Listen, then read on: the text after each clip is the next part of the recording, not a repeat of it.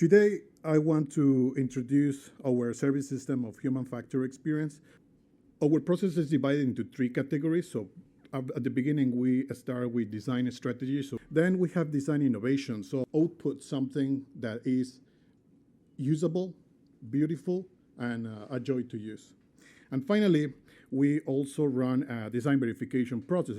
But we have three main design stages for our human factor process. We have the design planning.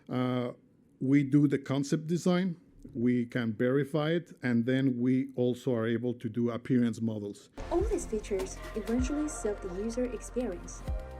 Our design adheres to the human-centered philosophy, focusing on the product-user interactions. We try to include the diversity of population based on global human data collection. In our design process flow, we built a human body database and formed a standard classification of different characteristics, which has been created through the study and experimentation of human physiological features.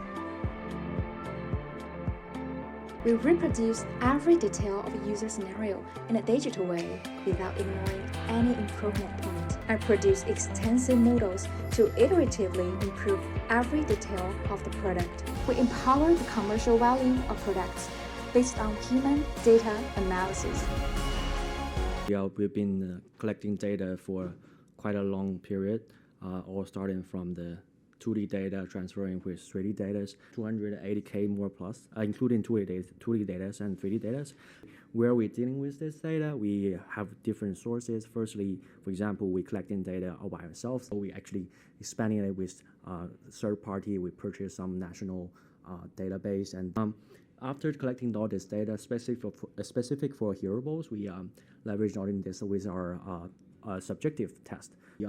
We do have data scientists and also the biophilosophy researchers doing like how the user is feeling from short term and long term, and how we leverage all this stuff into the subjective feelings.